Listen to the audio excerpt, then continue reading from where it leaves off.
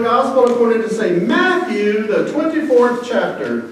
Glory to you, Lord. Jesus was teaching, but about that day and hour no one knows, neither the angels of heaven nor the Son, but only the Father. For as the days of Noah were, so will be the coming of the Son of Man. For as in those days before the flood, there were eating and drinking, marrying and giving in marriage, until the day Noah entered the ark. And they knew nothing until the flood came and swept them all away. So too will be the coming of the Son of Man. Then two will be in the field, one will be taken and one will be left. Two women will be grinding meal together, and one will be taken and one will be left.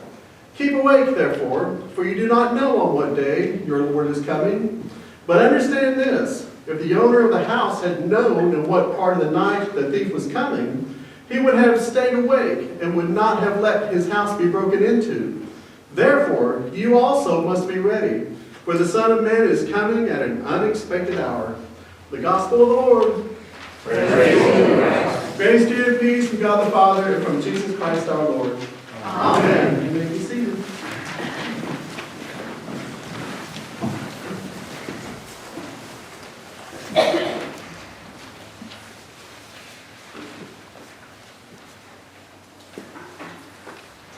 I don't know how many of you have had this experience. I suspect that most everyone in this room has had this experience, and this is the perfect weekend to be talking about this experience.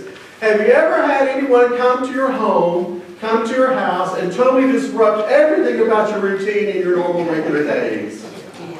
Something like that. I remember growing up, it was one of my favorite times. We often went to my grandparents because they retired on the farm. But every now and then they would come to our house, which was always a little different because it was just easier to go to them. But nevertheless, they would come to our house. The really cool thing about that was that there would be all this anticipation because we knew they were coming. And we knew what it was going to be like, kind of like a whirlwind. And so I don't know how many of your parents do this, especially maybe your moms, maybe your dads, but when you're going to have company come to your home, what do you have to do first and foremost? Clean. Not just clean, but really clean. You got to move the furniture, do the dust. Who does baseboards? I mean, like my grandmother, parents would go, oh, baseboards, you didn't dust? Who does that? Nevertheless, there's all this plethora of stuff, but it was actually also part of the fun. So when they finally showed up, there's all this excitement, and we were all excited. My grandmother would totally transform the kitchen into this food utopia. There'd be smells the whole time she was there, day and night, of wonderful things cooking in the kitchen. It made your mouth water to come home from school and just walk in the door. And you smell the different breads and sweets. She loved to bake, and oh my gosh, she knew all my favorites to make her mouth water. My granddad, on the other hand, my dad was a fanatic about the yard, but we kept a really nice yard, but we also had some fruit trees and different things in the back. And my granddad was like he was an expert in making those things just shoot up and blossom. I don't know what he did, but it was always amazing. After he left, the yard would just explode with blossoms and all this wonderful fruit. He really, truly had a green thumb. It was just an exciting time, but nothing was like it was when they worked there. There was no such thing as a routine. Bedtime. We had the best stories. I would look so forward to the stories. Even when I was up a teenager, I still begged for the nighttime stories. And it was just a wonderful, wonderful, wonderful time. I do remember this, however. I'm talking about my mom's parents. So my dad would say, he'd hear on the phone, my mom talking on the phone, and he would go, okay, we're looking forward to you coming. And my dad would look around the family and say, okay, you heard it. Grandma's coming. Gird your loins. I mean, I swear, he always said that. It was so funny. And I didn't even know what it meant for years, but I knew it was something exciting. And so that's what we did. Well, that's like Advent to me. It's like there's this huge, unexpected thing about to happen. And it seems to me that the very first words out of the very first text ought to be, gird your loins, Jesus is coming. Because it never sounds like a happy time in these first texts. I mean, you would think it would be, because we're anticipating, the baby Jesus coming, which is always exciting. But we're also anticipating the second coming, which is really exciting. And it is not something to be feared, like most of us have been trained to think all of our lives. That is never what the text says. Jesus does do an interesting thing this morning, which I think is a fun spin on everything. The first thing he does is he kind of takes people back to the days of Noah. Because if we look at our history, sometimes we can understand our present. Isn't that true? Sometimes we can look back at what has happened in humanity's history and in the world, all different phases of life. So, okay, if that happened then, and that was the net result, and these things are happening now, well then naturally the net result is going to be basically the same kind of thing. So Jesus reminded them in the days of Noah, Noah was out there building on the ark, right, and doing his thing. And I know, that even if you read Genesis or read the story, he tried to tell the people,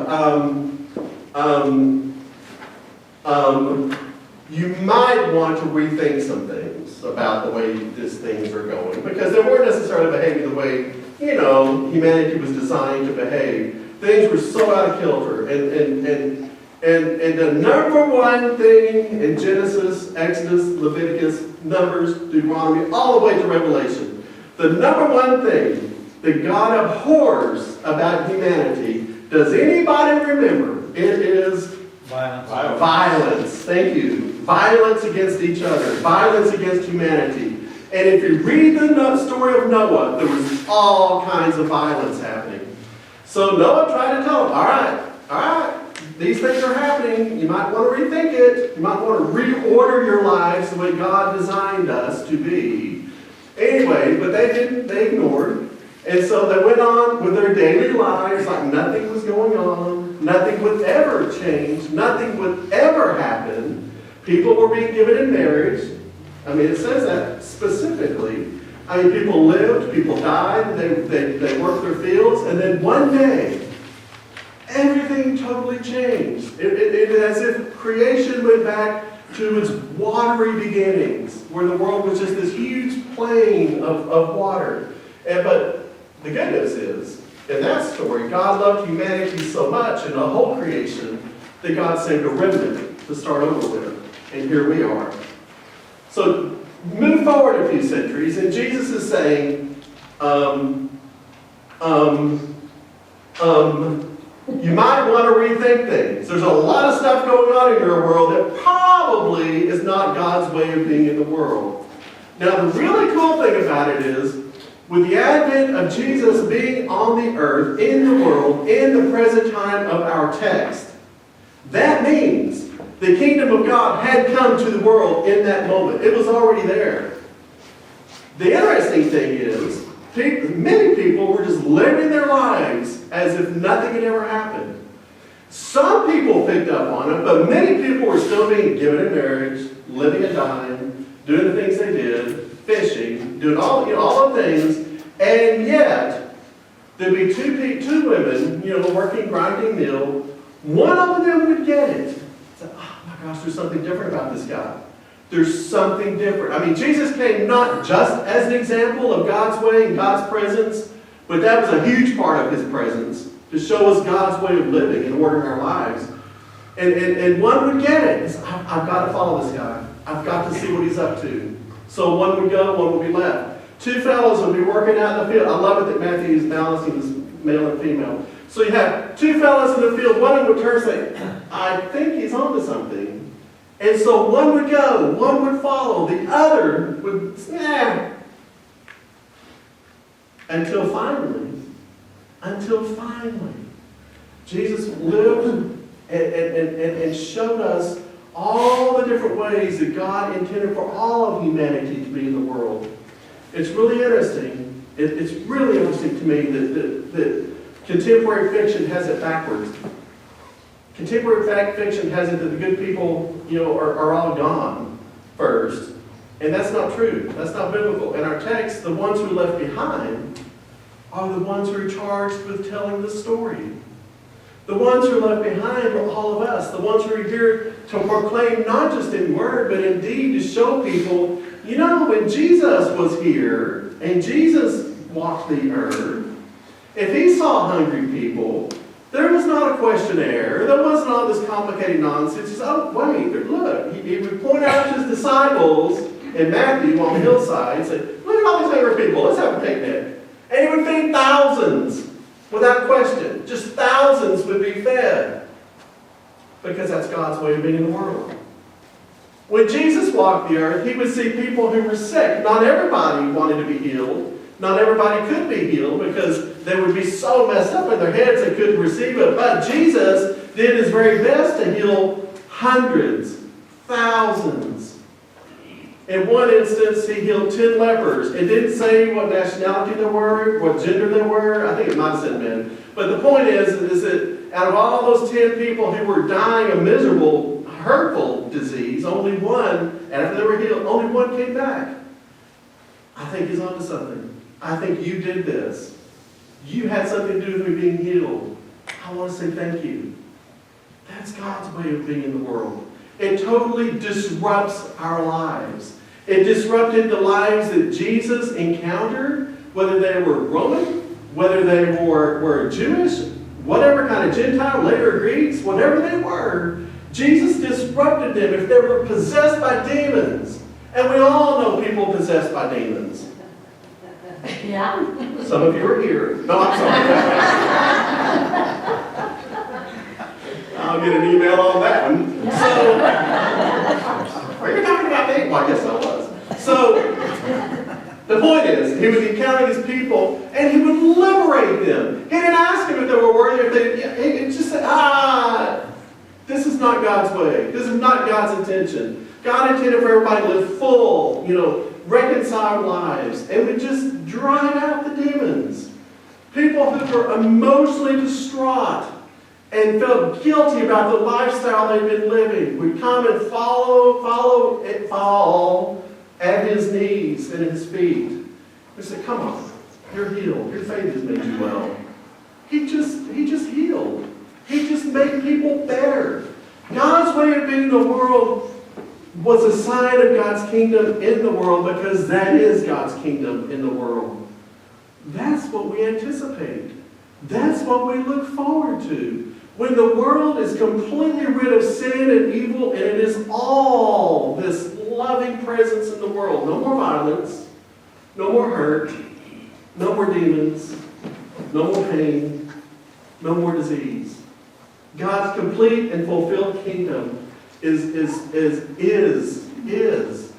God's ideal for all humanity.